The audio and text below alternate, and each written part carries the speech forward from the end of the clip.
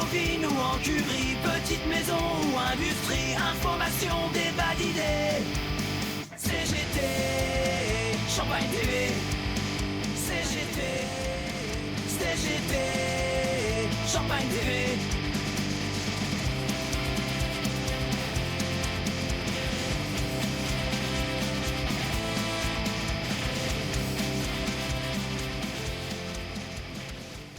Bonsoir José. Salut Seb. Ce soir donc on est le 4 juillet 2025 et il y a une partie de la Champagne qui est en train de fêter de manière grandiloquente les 10 ans d'inscription au patrimoine mondial et nous on est venu tracter. Est-ce que tu peux expliquer à ceux qui ont regardé la vidéo qu'est-ce qu'on est venu tracter ce soir? Nous on est venu tracter le travail qu'on fait déjà depuis des années, c'est-à-dire prévenir les personnes qui vont se rendre à ces festivités.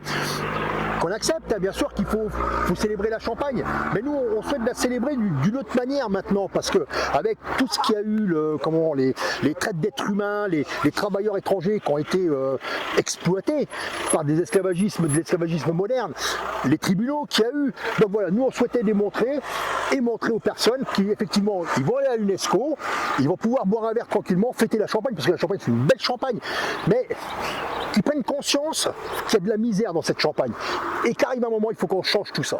Donc j'entends José, mais en fait ce que toi tu es en train de dire, tout simplement, c'est qu'il y a un décalage entre la Champagne qu'on veut bien tous nous montrer et une réalité qui est plus dissimulée. Ouais, je suis entièrement d'accord avec toi. Alors déjà, tu me parlais de partenaires. Bien sûr qu'on est un partenaire majeur. On a des réunions chez le préfet. On aimerait avoir des réunions avec les représentants de la profession, mais bon, visiblement, ils ne veulent pas qu'on soit autour de la table. Mais ils prennent nos idées, parce qu'effectivement, on est des lanceurs d'alerte, on est un partenaire. On est attaché à notre région ne veut pas la salir. Ce qui se passe là, effectivement, c'est des belles festivités. Si on pouvait être intégré, ça serait pas mal. Parce que nous, effectivement, on défend tout ce qui est pas très très beau dans le Champagne. Donc voilà. Ce que tu es en train de dire quand même, c'est que quelque part nos idées sont légèrement en train d'infuser, ça n'a peut-être pas la vitesse qu'on veut, mais il y a quand même des réunions qui sont en train de se faire, et peut-être que c'est en train d'infuser, si c'est pas au niveau local, c'est peut-être au niveau national. Parce qu'on sait aussi qu'il y a eu des rendez-vous à Strasbourg, justement pour discuter ces sujets-là. Je suis entièrement d'accord avec toi. On avance tout doucement. Il y a une prise de conscience. Alors il n'y a pas une prise de conscience de la part de la profession, on leur a fait prendre conscience, mais je pense que ça y est, ils ont fait la prise de conscience. Tu as remarqué que tout à l'heure le préfet est venu nous saluer tranquillement avec le sous-préfet de Reims. Je pense que ça porte ses fruits effectivement. La CGT Champagne, elle n'est pas là que pour faire la révolution, que pour casser. Non, on défend notre région, on défend les travailleurs, mais surtout on veut un Champagne qui soit irréprochable. Voilà. Tout à fait. D'ailleurs, nous, ce qu'on demande parmi nos revendications, c'est une traçabilité sociale. Et effectivement, c'est un peu ce qu'on est venu essayer d'expliquer ce soir, qu'on doit prendre des mesures amont, de manière à ce que quand on fête les choses, ce soit fêté pas de manière artificielle. Exactement. Et après, quand on a vu le tribunal qui a eu le 19 juin, quand on voit des personnes qui peuvent monter une société de prestations en 2 jours de temps, et eux-mêmes qui ne parlent pas français, et j'ai rien contre les personnes qui ne parlent pas français, mais carrément monter une société qui ne comprennent pas, entre guillemets, les règles, et qu'on est aidé par un autre prestataire qui lui va s'en servir également pour avoir des raisins encore moins chers. Voilà, tout ça il va falloir qu'on stoppe, il faut qu'on arrête tout ça. Et je pense que finalement, on est en train de faire un petit bonhomme de chemin et je pense qu'on commence à être pris au sérieux. Ouais, ce que tu décris en fait, c'est les prestations en cascade. Et nous, en gros, ce qu'on demande, c'est que peu importe à la limite le nombre de cascades qu'il y ait, c'est qu'en tout cas, le donneur d'ordre, lui, il soit pleinement responsable, même jusqu'au dernier exécutant. Exactement, et qu'il soit condamné conjointement. Si on a mis ce banderole-là, effectivement, prestataire, fossoyeur de la Champagne, oui. Si on continue comme ça, les prestataires seront les fossoyeurs de la Champagne telle qu'on la connaît aujourd'hui. Je pense qu'on est intervenu au bon moment pour sauver effectivement notre région viticole. En tout cas, ce qu'on espère, c'est qu'ils aient conscience que c'est maintenant ou jamais. En fait, on est peut-être à un point de bascule et nous, on en a pris conscience. On demande en fait à ceux qui sont là et peut-être aussi à nos grands patrons d'avoir la même prise de conscience que nous. Je pense que sincèrement, la prise de conscience, ils l'ont prise au début un peu par obligation et peut-être que maintenant, ils ont dit ouais. Peut-être que les gars qui sont en face de nous, avec leur casquette rouge, ont peut-être la bonne solution. Donc ce soir, on s'arrête sur un point positif, monsieur camarade Blanco. On est toujours sur un point positif. Partez. Bonsoir Philippe. Bonsoir Sébastien. Alors on voit pendant la vendange, il y a une précarisation en fait qui est très très visible, mais est-ce que le reste de l'année finalement il n'y a pas ce phénomène qui se déploie aussi hors saisonnalité vendange? Alors c'est ce que je t'ai déjà expliqué, hein. Le coup de projecteur a été sur les vendanges. C'est vrai que 2023 ça a éclairé, ça a mis en lumière, on va dire, la précarité, l'exploitation de l'être humain, en fin de compte avec les prestations plus ou moins douteuses, voire mafieuses pour certains. Effectivement, moi je m'inquiète. Je m'inquiète parce que c'est les cœurs de métier qui sont touchés aujourd'hui. On l'a vu, ça s'est développé sur on va dire, le relevage, après sur les bourgeonnages, et on voit que ça s'étend en fin de compte sur les cœurs de métier, taille, liage. Je peux te dire qu'aujourd'hui, ça s'étend même sur les plantations, l'entreplantation, donc l'intégralité du métier de vigneron. Donc je suis inquiet parce que à la fois la main-d'œuvre locale se retrouve chintée, de par les salaires, on le développera après, mais se retrouve chanté aussi par rapport à cette exploitation-là, quoi. Parce qu'aujourd'hui, on va dire qu'il y a eu des conditions mises en place. Alors, tu vas me dire comment? Taille guyot. Tout à fait. Taille guyot. L'introduction de la taille guyot dans les grands crus, c'est pas anodin. Ça a été fait il y a plus de 10 ans de ça, où on commence à l'intégrer un peu partout. Je rappelle que dans les années avant la guerre 40, alors on va dire que la taille guyot, les viticulteurs n'en voulaient pas dans la Marne parce qu'elle était réputée beaucoup moins qualitative. Aujourd'hui, on l'introduit, à mon avis, à des fins juste d'appât du gain, quoi, c'est-à-dire économique, parce qu'on va plus vite à la tailler, puis surtout que ça peut être fait par d'autres main-d'œuvre. Et alors le deuxième effet qui se coule, c'est les vignes semi-larges. Tu es vigneron comme moi. Tu sais très bien que d'habitude c'est 8500 plants, voire plus de 10 000 si c'est du 0,90. Aujourd'hui on descend à 4000 plants. Donc taille guyot plus à la fois les vignes semi-larges. Alors je dirais c'est même pas bingo, c'est Las Vegas pour les patrons. Donc l'emploi non seulement va être chanté puisqu'il n'y aura pas le nombre de vignerons, et j'ai peur aujourd'hui qu'on remplace la main-d'œuvre locale, et ça commence à l'être, par de la main-d'œuvre venue d'ailleurs parce qu'à des fins d'exploitation. Donc encore une fois, un décalage entre les festivités et finalement ce que tu décris, une précarisation et une perte de savoir-faire, en fait finalement hors saison, toute la saison plutôt. Toute la saison, effectivement. Bon, ils font les festivités, c'est les 10 ans de l'UNESCO, on peut le comprendre. Aujourd'hui, c'est ce qu'a dit José, on nous dit qu'on est partenaire. Bon, aujourd'hui, je mets un bémol quand même, on est partenaire, mais bon, à des fins, je veux dire, quand on est chez le préfet, on négocie pas à l'intérieur. Ça fait des années qu'on demande un siège au CIVC, chose qui n'est pas possible, donc les décisions primaires sont prises là. Nous, ce qu'on demande aujourd'hui, je vais être concret, c'est des plans d'action primaires. C'est-à-dire que c'est éradiquer sans prendre à la racine et enlever le risque.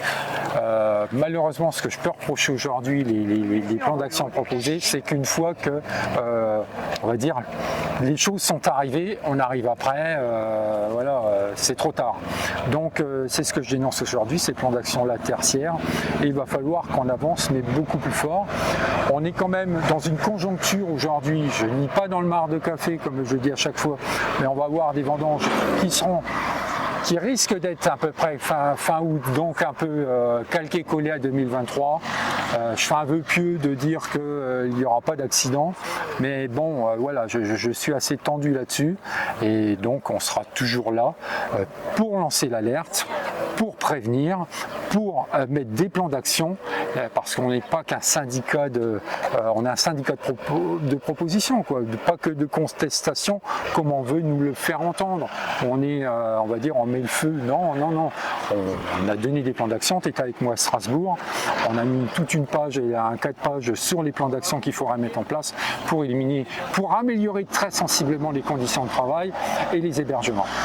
Et tout ça, ça veut dire en fait ne plus être se regarder en chien de faïence, mais nouer une sorte de partenariat et s'écouter les uns les autres, ce qui a été démontré peut-être à l'inverse, notamment cette saison. Alors oui, effectivement, le partenariat, je le veux bien, mais il faudra vraiment un vrai partenariat.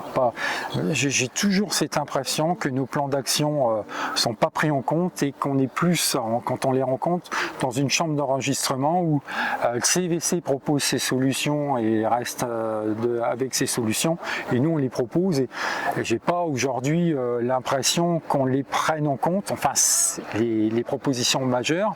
Mieux, Seb, c'est que en l'espace d'un an et demi quand même, depuis qu'on rencontre le CIVC, il y a eu des changements qui ont été à l'inverse, puisque les métiers sous tension, on est passé sous les métiers sous tension, alors que pour moi ça a été créé artificiellement par l'ensemble du patronat champenois, et à la fois le décret de juillet avec un gouvernement démissionnaire où ils ont mis en place quand même la simplification de la dérogation du travail hebdomadaire. Voilà. Donc ça va pas du tout dans le sens où il faudrait aller. Ça va plutôt à l'inverse.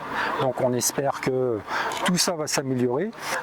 Et puis bon, on est là pour ça, quoi. On est là, on est des hommes de dialogue, on est responsables, on est là pour dialoguer et proposer des solutions. Et encore une fois, on est venu tracter ce soir, justement pour mettre ça en évidence, en face d'une réalité qu'on veut bien exposer. Bah, tout à fait, c'est ça. Voilà. Bonsoir Sandra. Bonsoir Sébastien. Alors Sandra, tu es au fait de la situation, tu as pu constater dans toutes les boîtes en fait énormément de mouvements sociaux avec un thème central, un thème majeur qui était récurrent, c'était la perte de pouvoir d'achat. Qu'est-ce que tu peux nous dire sur ce sujet? Alors en effet, il y a eu beaucoup de mouvements dans beaucoup de maisons depuis le début de l'année.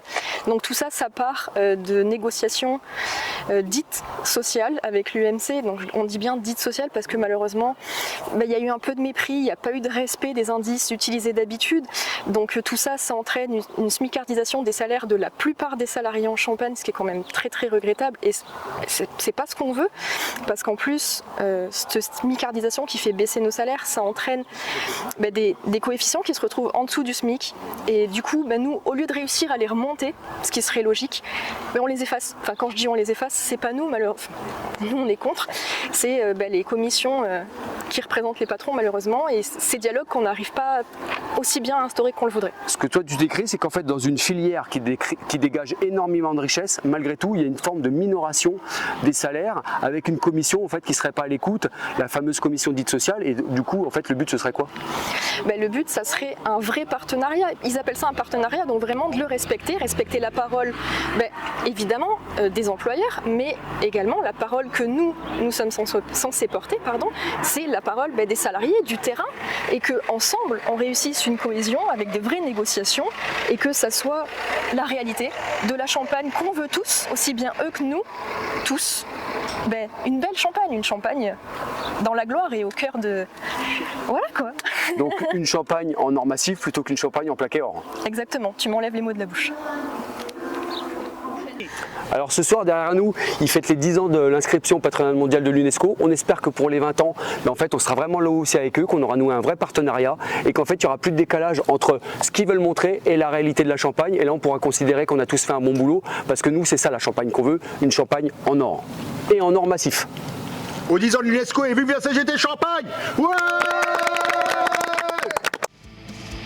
Qu'on soit au vin ou en cuverie, petite maison ou industrie, information, débat d'idées. CGT, Champagne TV. CGT,